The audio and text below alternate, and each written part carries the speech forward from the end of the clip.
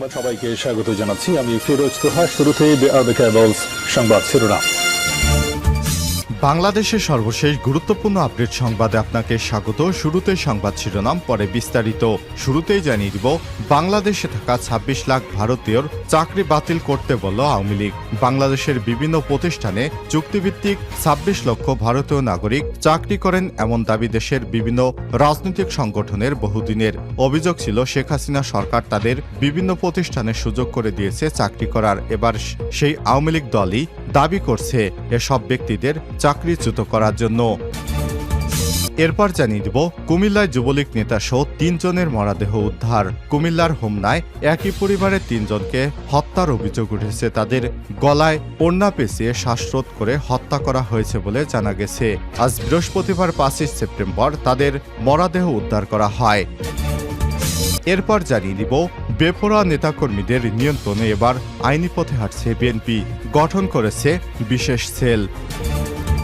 জানিয়ে দিব, চট্টগ্রামের সাবেক তথ্যমন্ত্রী এবং সাংবাদিক সহ ১০৯ জনের বিরুদ্ধে হত্যা মামলা। চট্টগ্রামের সাবেক তথ্যমন্ত্রী মোহাম্মদ এ আর আফাত এবং ২৮ সাংবাদিক সহ মোট ১০৯ জনের বিরুদ্ধে মামলা করা হয়েছে। বুধবার হাসিনা মমতাজ নামে এক শিক্ষক বাদী হয়ে মেট্রোপলিটন ম্যাজিস্ট্রেট জুয়েল দেবের আদালতে মামলা দায়ের করেন।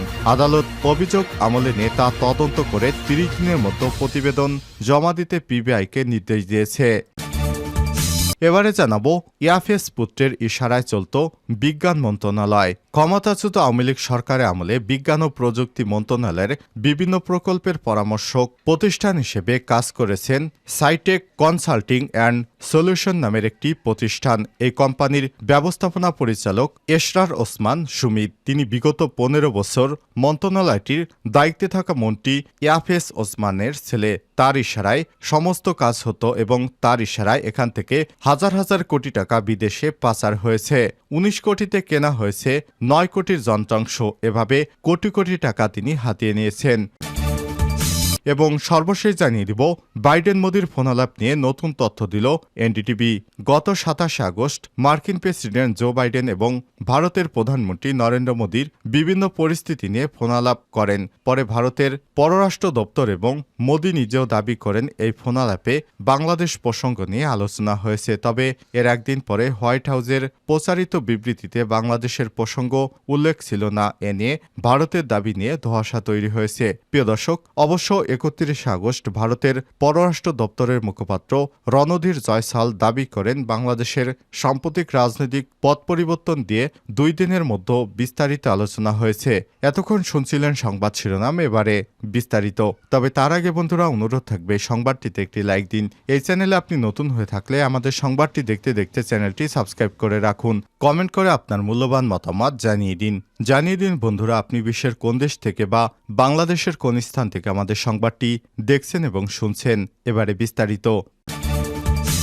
বাংলাদেশে থাকা ২৬ লাখ ভারতীয়র চাকরি বাতিল করতে বলল আওয়ামী লীগ। বাংলাদেশের বিভিন্ন অবস্থানে চুক্তিভিত্তিক ২৬ লাখ ভারতীয় নাগরিক চাকরি করেন এমন দাবি দেশের বিভিন্ন রাজনৈতিক সংগঠনের বহুদিনের। অভিযোগ ছিল শেখ হাসিনা সরকার তাদের বিভিন্ন প্রতিষ্ঠানে সুযোগ করে দিয়েছিলেন। এবার সেই শেখ হাসিনার দল থেকেই দাবি তোলা হয়েছে এসব ভারতীয়দের চাকরিচ্যুত করার। বৃহস্পতিবার দলটির ভেরিফাইড ফেসবুক পেজের এক পোস্টে বলা হয়, মাননীয় উপদেষ্টা ২৬ লাখ ভারতীয় নাগরিক যারা বাংলাদেশে চাকরি করে তাদের তালিকা করে চাকরি থেকে বিদায় করে দেশের তরুণ বেকারদের সুযোগ তৈরি করে দিতে হবে।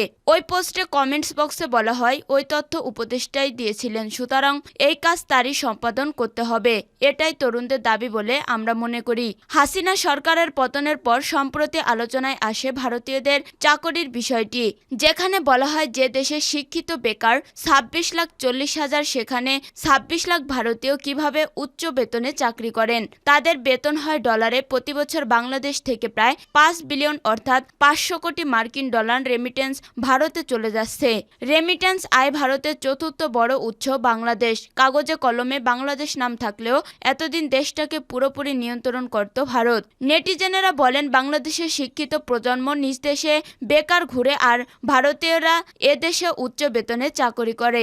একটা রাষ্ট্র কাঠামো কতটা ভঙ্গুর হলে এমন অবস্থা হতে হতে পারে। উল্লেখ্য, ছাত্র জনতা গণ অভ্যুত্থানের মধ্য দিয়ে পতন হয় হাসিনা সরকার। মাত্র ৪৫ মিনিটের মধ্যে দেশ ছেড়ে পালিয়ে ভারতে আশ্রয় নিয়েছেন শেখ হাসিনা। আপাতত সেখানেই অবস্থান করেছেন তিনি। কুমিল্লায় যুবলীগ নেতাসহ ৩ জনের মরদেহ উদ্ধার। কুমিল্লার হেমনায় একই পরিবারের ৩ জনকে হত্যার অভিযোগ উঠেছে। তাদেরকে গলায় ওড়না পেঁচিয়ে শ্বাসরোধ করে হত্যা করা হয়েছে বলে জানা গেছে। বৃহস্পতিবার ৫ই সেপ্টেম্বর সকালে তাদের উদ্ধার করা হয়। হোমনা থানার ওসি জয়নাল আবেদিন বিষয়টি নিশ্চিত করেছেন। নিহতরা হলেন হোমনা উপজেলার বড় ঘাগটিয়া গ্রামের যুবলীগ নেতা রিজাউলের মেয়ে মাহমুদা, মামাতো ভাই সাহাবা এবং মামাতো ভাইয়ের স্ত্রী তিশা। বেপরোয়া নেতাকর্মীদের নিয়ন্ত্রণে এবার আইনি পথে হাঁটছে বিএনপি।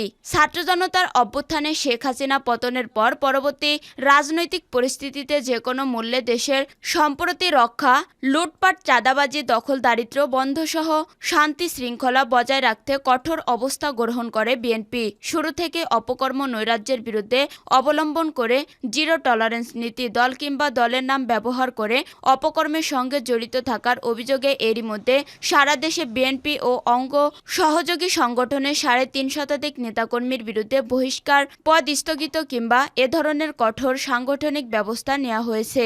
এছাড়া অনেকে শোকজ করা হয়েছে। এই তালিকায় গুরুত্বপূর্ণ কেন্দ্রীয় নেতারাও রয়েছে। এর ফলে পরিস্থিতি আশা অনুরূপ উন্নতি হয়েছে বলে দাবি বিএনপির। তবে হাইকমান্ডের শতভাগ আন্তরিক এবং দলের কঠোর অবস্থান সত্ত্বেও কিছু নেতাকর্মীর নেতিবাচক অপকর্ম পুরোপুরি বন্ধ হয়নি। এ কারণে উচ্চ শৃঙ্খল নেতাকর্মীদের বিরুদ্ধে এবার সাংগঠনিক ব্যবস্থার পাশাপাশি আইনি পদক্ষেপ গ্রহণের সিদ্ধান্ত নিয়েছে বিএনপির হাইকমান্ড। অপকর্মে জড়িত থাকার দায়ে ইতিমধ্যে এক নেতার বিরুদ্ধে থানার এজাহারও দায়ের করা হয়েছে। এছাড়া যুবদলের পক্ষ থেকে আরেকজনের নামে সাধারণ ডায়েরি করা হয়েছে। জানা গেছে, দল কিংবা দলের নাম ব্যবহার করে চাঁদাবাজি, দখলদারি সহ নানা অপকর্মে জড়িতদের বিষয়ে তথ্য উপাত্র সংগ্রহের বিশেষ সেল সংগঠন করেছে বিএনপির ভারপ্রাপ্ত চেয়ারম্যান তারেক রহমান। তদন্ত সাপেক্ষে সেলের সদস্যদের রিপোর্টের ভিত্তিতে সংশ্লিষ্টদের বিরুদ্ধে আইনি পদক্ষেপ গ্রহণ করেছে তিনি। বিএনপির হাইকমান্ডের পক্ষ থেকে ইতিমধ্যে সারা দেশের নেতাদের কাছে এই বার্তা পৌঁছে দেওয়া হয়েছে। শিগগিরই উচ্চশৃঙ্খল নেতাদের বিরুদ্ধে দলের পক্ষ থেকে আইনি পদক্ষেপ নেওয়া হবে বলে সংশ্লিষ্টরা জানিয়েছে।